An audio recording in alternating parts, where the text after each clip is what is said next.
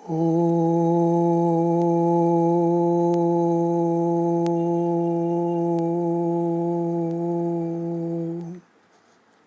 नमः।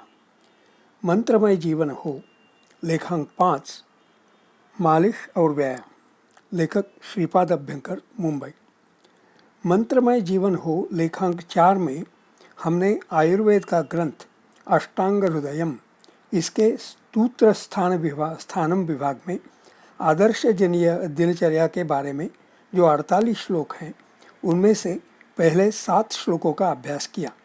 अब अगले 8 से 14 इन 7 श्लोकों का अभ्यास करेंगे, जो नियमित अभ्यंगम यानी मालिश और दैनंदिन सुबह के व्यायाम के बारे में है।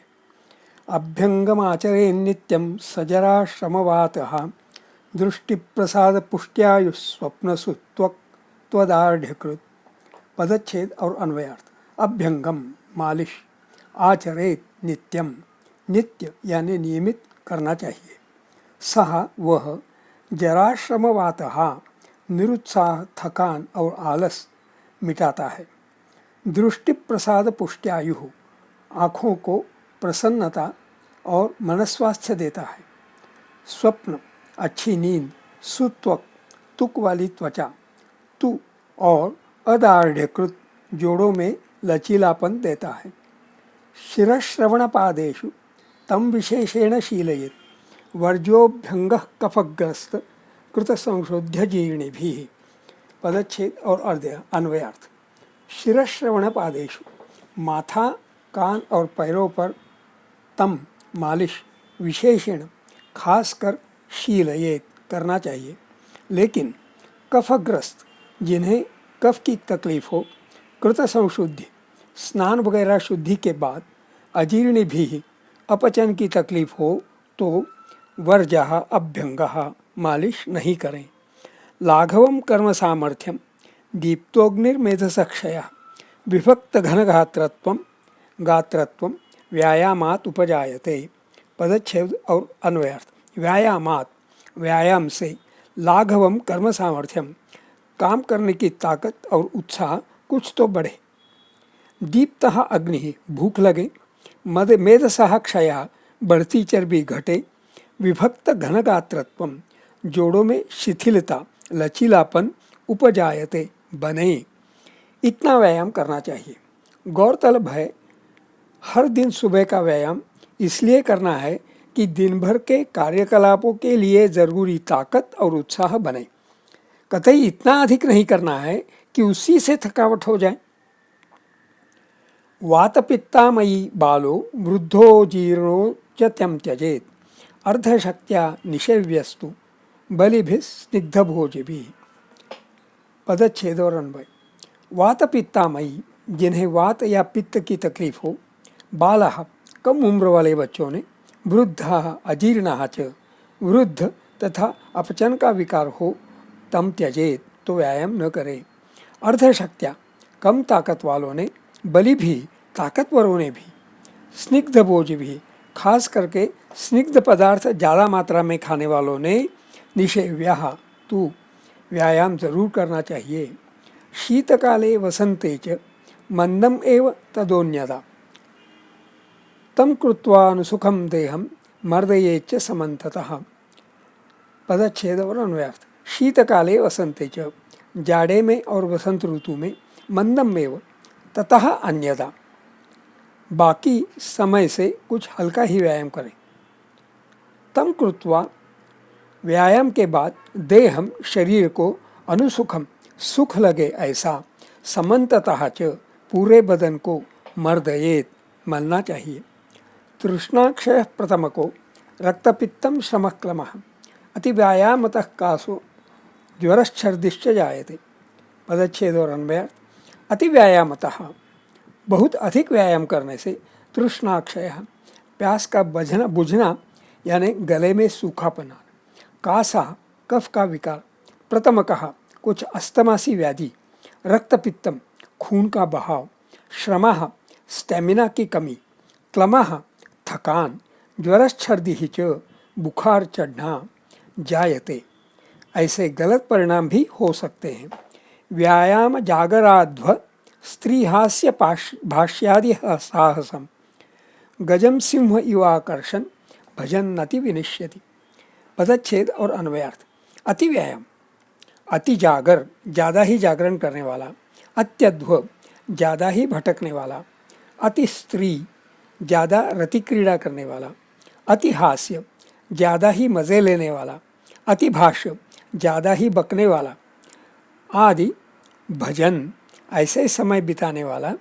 साहसम गजम आकर्षण सिंह इव, अपने ही उत्साह में अपने से ज़्यादा ताकतवर हाथी को ललकारने वाले सिंहों के भांति विनश्यति, विनाश ही पावेगा। इधर जो इतने सारे अति बताए हैं तो याद आता है एक सुभाषित, अतिरूपेण वै सीता अतिगर्वेण रावणः अतिदानात् बलिर्बद्धो यति सर्वत्र वर्जयेत्। अतिरूपेण वै सीता, अतिशय सौंदर्य के कारण सीता का अपहरण हुआ। अतिगर्वेण रावणः, अतिशय गर्व के कारण रावण का नाश हुआ। अतिदानात् बलिः बद्धा, अतिशय दान के कारण बलि अपने ही वचन में फंस गया और उसकी अधोगति हो गई। ही अति सर्वत्र वर्जित, इसलिए कुछ भी अत्यधिक मात्रा में न हो। कई लोग हफ्ते में एक बार ही छुट्टी के दिन व्यायाम करने का रिवाज बनाते हैं। ये भी गलती है ना, कि हम एक हफ्ते का खाना एक ही बार में खाते हैं। जैसे 10वें श्लोक में बताया है, सुबह का व्यायाम इतना ही करना है जिससे दिन भर के कार्यकलाप के लिए आवश्यक फुर्ती मिले। शायद 15-20 मिनटों के व्यायाम से ही ये हो सकता है, तो क्यों न दिनक्रम में हम उतना समय तय नहीं कर सकते। सुबह के व्यायाम के लिए एक अच्छा व्यायाम का प्रकार है सूर्य नमस्कार। दिल्ली के अंतर्राष्ट्रीय हवाई अड्डे पर सूर्य नमस्कार का एक बहुत ही अच्छा शिल्प है। इस शिल्प में सूर्य नमस्कार की 12 स्थितियां हैं। 1 2 3 4 5 6 7 8 9 10 11 और 12, करेक्ट। सामने हाथ जोड़कर खड़े रहना, ये पहली और 12वीं स्थिति है। पहली और 12वीं, या तो उसको पहली बने कहें और इस दिशा में, ये दोनों स्थितियां समान है। सूर्य नमस्कार में 12 मंत्र बोले जाते हैं। प्रत्येक मंत्र में सूर्य का भिन्न नाम लिया जाता है। हर मंत्र का एक ही सरल अर्थ है, सूर्य को मेरा नमस्कार है। सूर्य नमस्कार के 12 स्थितियों में या चरणों में इन 12 मंत्रों का उच्चारण किया जाता है। सबसे पहले सूर्य के लिए प्रार्थना और सबसे अंत में नमस्कार पूर्वक इसका महत्व बताता हुआ एक श्लोक बोलते हैं। प्रार्थना, ओम ध्येयस्तदा सवितृमंडल मध्यवर्ती नारायण सरसिजासन सन्निविष्टः केयूरवान् मकरकुंडलवान् किरीटी हारी हिरण्मय वपुर धृतशंख चक्रः। अर्थात जो सरसिज आसन सन्निविष्ट, सरसिज कमल, आसन यानी कमल के आसन पर सन्निविष्ट विराजमान है। सवितृमंडल मध्यवर्ती, जिनका स्थान सूर्यमंडल के मध्य में है। जो केयूरवान, दोनों हाथों के दंडों पर केयूर से सुशोभित हैं। मकर कुंडलवान, जिनके कान के मकराकृति बालों से सुशोभित हैं। किरीटी, जो माथे पे किरीट धारण किए हुए हैं। हारी, यानी जो भक्तों के मन का हरण करते हैं तथा भक्तों के संकटों का भी हरण करते हैं। हिरण्मय वपुः, जिनका शरीर हीरे जैसा चमकता दमकता है। धृत शंख चक्र, जिन्होंने शंख चक्र धारण किए हैं। नारायण, उन श्रीमन नारायण जी का भक्त ने सदा सदा ही ध्येय, ध्यान करना चाहिए। अभी 12 मंत्र। ओम मित्राय नमः, जो विश्व के समों का मित्र है उसको मेरा नमन, नमः। ओम रवये नमः, जिसको रवि भी कहते हैं उसको मेरा नमन। ओम सूर्याय नमः, जो सूर्य है उसको मेरा नमन। ओम भानवे नमः, जो भा यानी तेज से युक्त है, भानु है, उसको मेरा नमन। ओम खगाय नमः, जो ख यानी आकाश मार्ग से जाता है, ग, उसको मेरा नमन है। ओम पूष्णे नमः, जो सृष्टि का पोषण करता है, उसको मेरा नमन। ओम हिरण्यगर्भाय नमः, जिसका गर्भ हिरण्मय है, उसको मेरा नमन। ओम मरीचये नमः, जो मरीचि यानी किरणों से युक्त है, उसको मेरा नमन। इसका अलग तरीके से भी पाठ बोलते हैं, मरीचय नमः व मरीचिने नमः। मरीचिन ये सूर्य का एक नाम है। ओम आदित्याय नमः, जो कश्यप जी की पत्नी अदिति उनका पुत्र है, उसको मेरा नमन। ओम सवित्रे नमः, जो दान प्रदान का वितरण करता है, उसको मेरा नमन। ओम अर्काय नमः, जो तपता है और स्तुति योग्य है, उसको मेरा नमन। ओम भास्कराय नमः, जिसके किरण ही भास्कर हाथों जैसे विश्व में फैलते हैं या जो सारे विश्व को प्रकाशित करता है, उसको मेरा नमन। ओम सवित्र सूर्य नारायणाय नमः, जो श्रीयुत सवित्र तथा सूर्य के रूप में भगवान नारायण है, उनको मेरा नमन। श्लोक आदित्यस्य नमस्कारान् ये कुर्वन्ति दिने दिने आयुः प्रज्ञा बलम वीर्यम तेजस्तेषांच जायते। अर्थात जो लोग प्रतिदिन दिने दिने सूर्य नमस्कार करते हैं, आदित्य से नमस्कार करते हैं, कुर्वन्ति, उनकी आयु प्रज्ञा बल वीर्यम और तेज जायते बढ़ता है। सूर्य नमस्कार के साथ साथ सूर्य स्नान भी एक लाभदायी योग क्रिया है। सूर्य स्नान यानी सुबह के सूरज की किरणों से आँखों को नहलाना। मेरा अनुभव है कि तकरीबन सुबह 8 बजे के सूरज के किरण सूर्य स्नान के लिए सही होते हैं। सूर्य स्नान कितनी देर तक करें, इसका मैंने फॉर्मूला सा बनाया है कि एक गायत्री मंत्र के बाद एक सूर्य नमस्कार का मंत्र। इस तरह से गायत्री मंत्र का 12 बार का जाप भी हो जाता है और सूर्य नमस्कार के मंत्रों का जाप भी हो जाता है। और कितनी देर का सूर्य स्नान हुआ, इसके लिए घड़ी देखने की ज़रूरत नहीं होती। अनुलोम विलोम प्राणायाम करते समय भी कुंभक का समय कितना हो, इसके लिए भी मैं गायत्री मंत्र का जाप कर लेता हूँ। गायत्री मंत्र की बात उभरी है तो चलिए उसका भी अभ्यास करें। ओम भूर्भुवस्वः तत्सवितुर्वरेण्यं भर्गो देवस्य धीमहि धियो यो नः प्रचोदयात्। ये यजुर्वेद के मंत्र ओम भूर्भुवस्वः और ऋग्वेद के छंद 3-62-10 के मेल से बना है।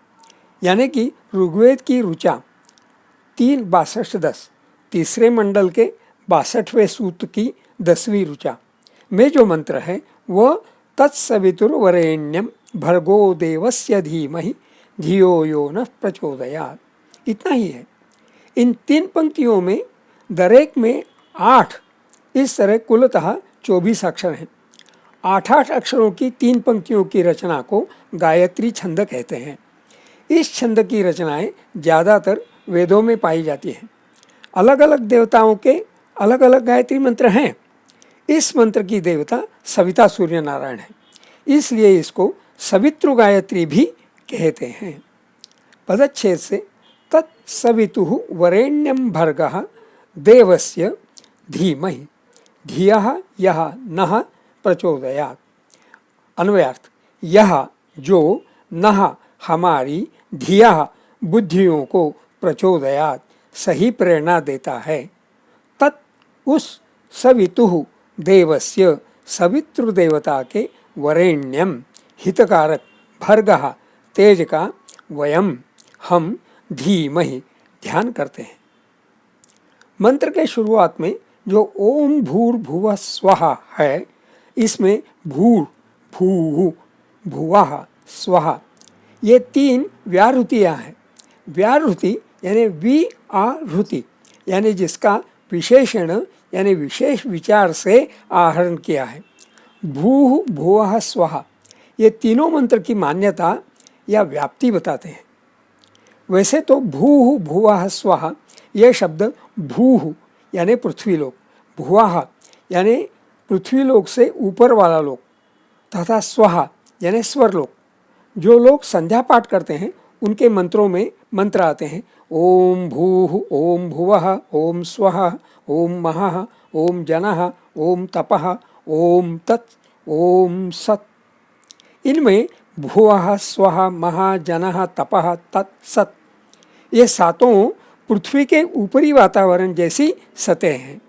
गौरतलब है कि आधुनिक खगोल विज्ञान के तहत भी जैसे नीचे दिए हुए चित्रों में प्रतीत होता है, संदर्भ है https://www.albany.edu/faculty-rgk-atm101 structure.htm।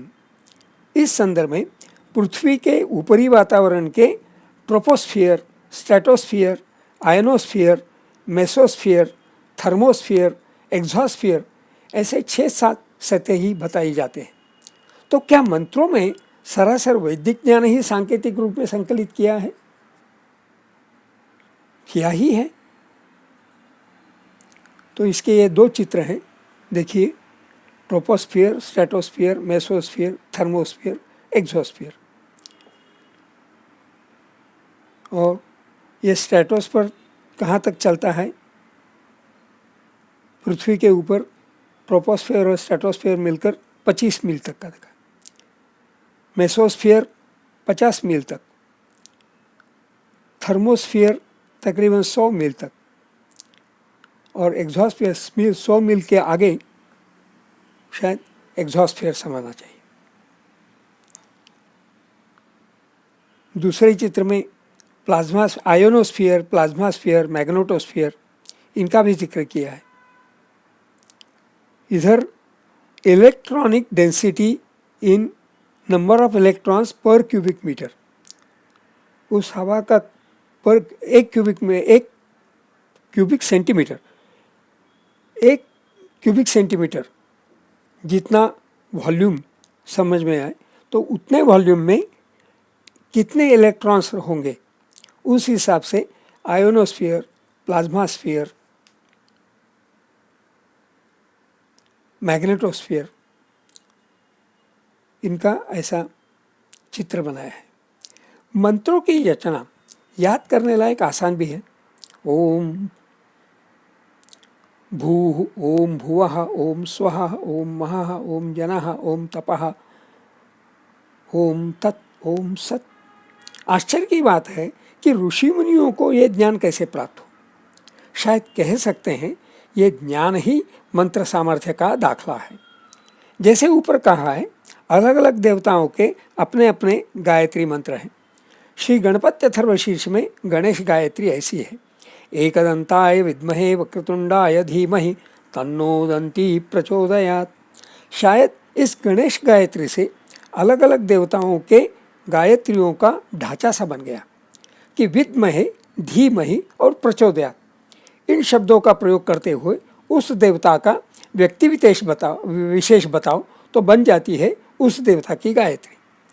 इस ढांचे में यह भी स्पष्ट है कि जिस देवता को विद्महे और धीमहि, उसकी चतुर्थी विभक्ति और एक वचन का प्रयोग करना है। दरअसल विद सप्तमगण आत्मनेपदी विचारणे यानी ध्यान करना, इस धातु का लट लकार यानी वर्तमान काल उत्तम पुरुष बहुवचन का रूप एक्चुअल में विद्महे ऐसा दिया है, तो विद्महे यह आर्ष रूप है।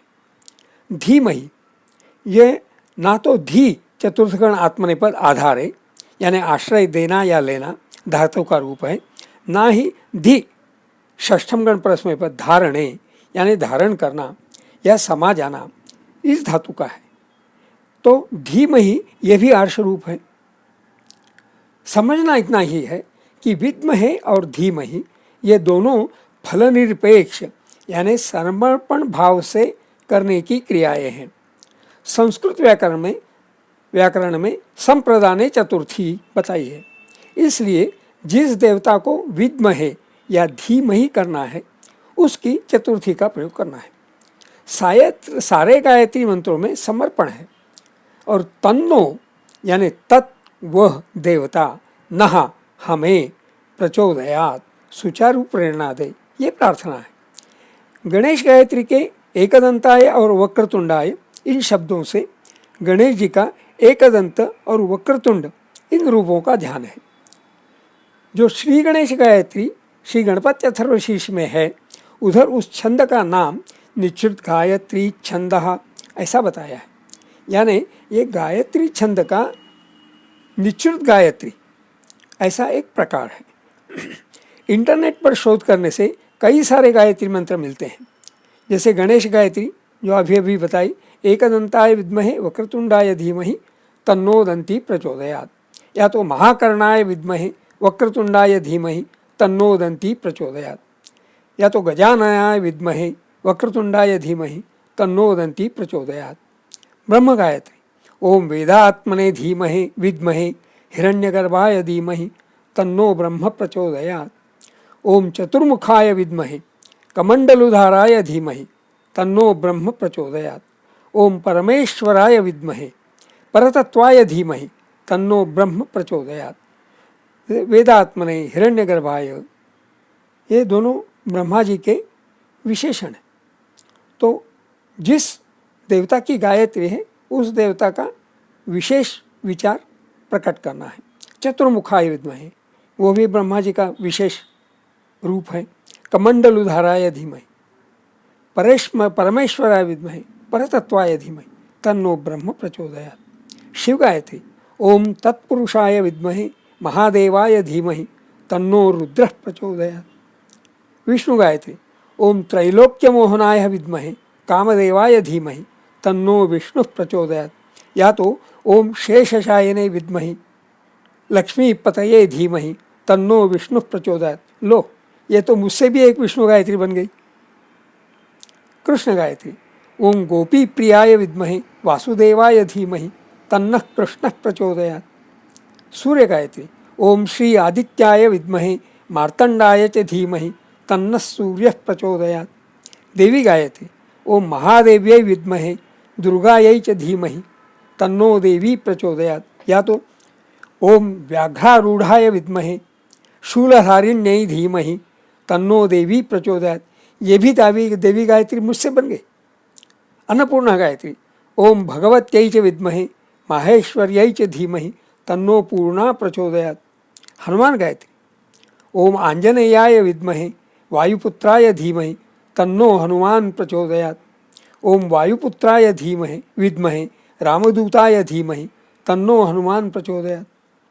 ऐसी ही रची साई गायत्री भी है। ओम शिरडीवासाय विद्महे सच्चिदानंदाय धीमहि तन्नो साई प्रचोदयात्।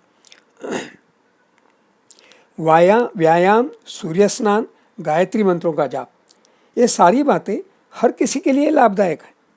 इनमें किसी मजहब का सवाल ही नहीं है, बस जो लाभदायी है वो अपनाएं। बाबा रामदेव जी ने योगासनों की प्रणाली इतनी अच्छी जताई है कि मैंने कई मुसलमानों को भी योगासनों की प्रणाली अपनाए हुए देखा है। भारतीय संस्कृति के सारे विचार मूलतः वैश्विक विचार है। धारणा ही यही है कि पूरे विश्व का कल्याण होता रहे। मंत्रमय जीवन से भी यही होना है। शुभमस्तु।